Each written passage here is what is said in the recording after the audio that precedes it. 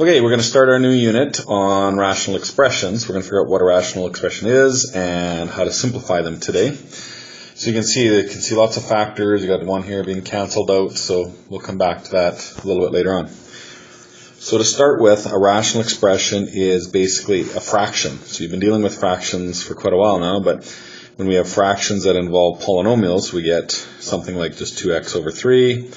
Or you can see here is a more complicated one. We got a quadratic on the top and then minus 1 on the bottom and so on. So any of these that are fractions, these are all rational expressions. Even this last one that's not a fraction, remember we could always put it over 1. So all of those are indeed fractions. So that's the types of things we're going to be working with, and we need to be able to simplify. So because they're fractions, we're going to use a lot of fraction rules, but another key thing that we'll be doing with these is factoring. So when we're dealing with rationals, because we're dividing, we can't divide by 0. If you try typing in 3 divided by 0 in your calculator, you get an error. So we can't divide by 0. So what that means is, if we have a variable on the bottom, like in this case we have x on the bottom, or we have n minus 1, if we have things like that on the bottom, there's going to be a non-permissible value. So quite often we're going to have to state those, and sometimes you might have to factor first to help you figure out what those non-permissible values are.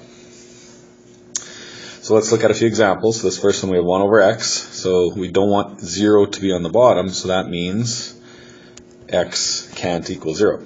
So as long as x is any other number, we're okay. If we look at the second one, we have x plus 1. So that means x plus 1 can't equal 0. So we could actually just bring the 1 over, so that means x can't equal negative 1. And now the one below it, we got two separate factors. So the x by itself will be just like the first one. It can't be 0. And then the x minus 2 would be, 2 can't be 0, so 2 minus 2 would give you 0. So you get a couple different options. This next one, we've got two different letters, x and y, and we just write it as both of them can't be 0. Okay, so those are pretty straightforward, so we're just basically looking at the bottom and trying to figure them out. If you think back to the last unit, if we had an equation of something like that, those were our x-intercepts. When we actually solved these things, we got 2 and 0 as being our answers. So our non-permissibles are really the same thing. So we were finding solutions that make the equation equal to 0.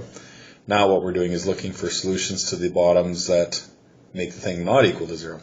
But a lot of the math is exactly the same. So now when we go to simplify a question, what we're going to be trying to do is trying to cancel things out. So what we want to do with any kind of fraction question is factor the top and bottom separately. Get everything factored as completely as you can. Then you can cancel factors out of the top and bottom that are the same, which will simplify the fraction. And then the last step is state your non-permissibles. So if we look at a few examples here. So the first one is just a regular fraction, 8/10. So what you want to do is think of that fraction, we can divide them both by 2. So we could think of it as being 2 times 4 on the top and 2 times 5 on the bottom. So because we have two factors that are the same, the 2 on the top and the bottom, we can actually cancel those out. So our final answer would be 4/5. And we have no variable on the bottom, so that means there is no non-permissible for that one. Okay, our second question, x on the top, it's good the way it is. The bottom we have x squared plus x, so we want to common factor out an x, and that would leave us with x plus 1. So divide x out of both of those, we get x plus 1 left over. Now that we have it in that form, we can cancel out the x on top and bottom. Those are the same factors, so our final answer would be 1 over x plus 1. And because there's x on the bottom, we have to do our non-permissibles. So we have our negative 1 would be the non-permissible for our answer. But we have to actually make this work for the originals. If we look at our factored form, that's the easiest place to figure out your non-permissibles. So x can't equal negative 1, and it can't equal 0.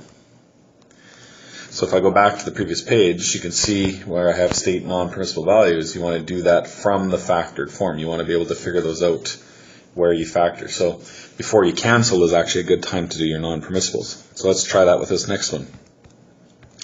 So our top, we have x minus 2, it's good. Our bottom is a quadratic, so we'll factor that into x and x. 4 goes into 2 and 2. We have a plus 2 and a minus 2 to give a 0 for our middle term. And now we're ready to cancel. So the x minus 2 actually cancels, so our final answer is 1 over x plus 2. And our non-permissibles from our factored form will be negative 2 and positive 2, right? We want to go to these steps here to figure out those answers. Okay, and the last one I have on the page here is another quadratic one. So the top will factor out a common factor of 3. So divide both of them by 3, you'll get x minus 2. And on the bottom, it's one of the tougher ones. So our factors will be 2x and 1x. And what multiplies to give us 10? We got 5 and 2. And it's a good way, if you look at the top, we have an x minus 2.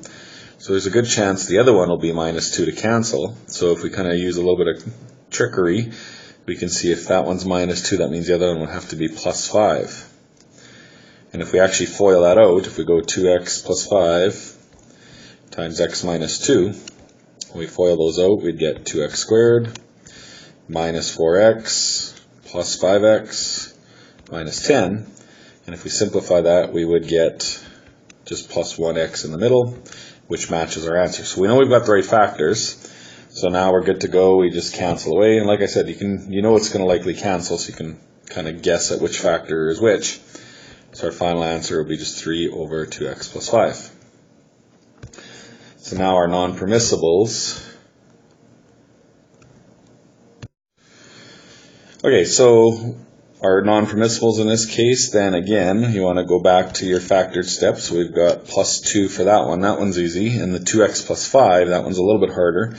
Remember when we did these before in the last unit, you want to think of bringing the 5 over and then dividing by 2. So we should get negative 5 halves for the other one. Or the shortcut, remember, is do the opposite. So negative 5 divided by the front number. And that's all for simplifying questions. We're going to continue simplifying in the next unit. So you'll get a bit more experience with this and practice with harder ones. But the idea is just factor top and bottom, cancel what you can, state your non-permissibles, and that's all.